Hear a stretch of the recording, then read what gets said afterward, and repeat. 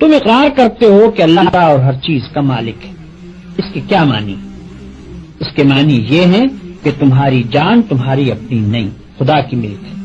تمہارے ہاتھ اپنے نہیں، تمہاری آنکھیں اور تمہارے کان اور تمہارے جسم کا کوئی عضو تمہارا اپنا نہیں.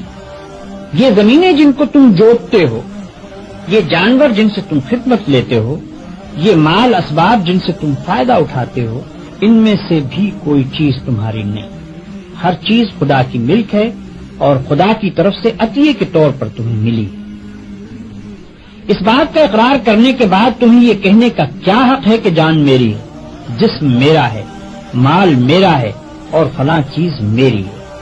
دوسرے کو مالک کہنا اور پھر اس کی چیز کو اپنی قرار دینا بالکل ایک لغو بات ہے. اگر در حقیقت یہ بات سچے دل سے مانتے ہو کہ ان سب چیزوں کا مالک خدا ہی ہے تو اس سے دو باتیں خود بخود تم پر لازم ہو جاتی ہیں.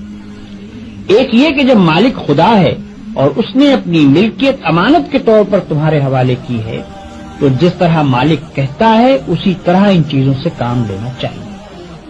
اس کی مرضی کے خلاف ان سے کام لیتے ہو تو دھوکہ بازی کرتے ہو. تم اپنے ان ہاتھوں اور پاؤں کو بھی اس کی پسند کے خلاف ہلانے کا حق نہیں رکھتے. تم ان آنکھوں سے بھی اس کی مرضی کے خلاف دیکھنے کا کام نہیں لے سکتے. تم کو اس پیٹ میں بھی کوئی ایسی چیز ڈالنے کا حق نہیں ہے جو اس کی مرضی کے خلاف ہو.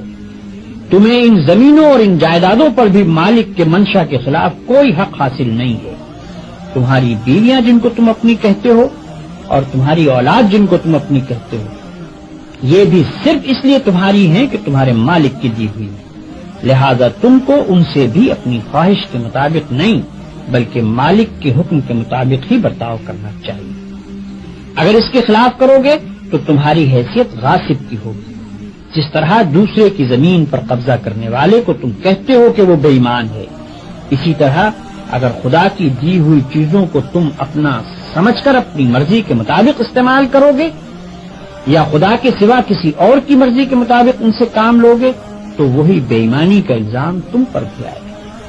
اگر مالک کی مرضی کے مطابق کام کرنے میں کوئی نقصان ہوتا ہے تو ہوا کرے. جان جاتی ہے تو جائے، ہاتھ پاؤں ٹوٹتے ہیں تو ٹوٹیں، اولاد کا نقصان ہوتا ہے تو ہو، مال و جائیداد برباد ہو تو ہوا کرے. تمہیں کیوں غم ہو؟ جس کی چیز ہے وہی اگر نقصان پسند کرتا ہو تو اس کو حق ہے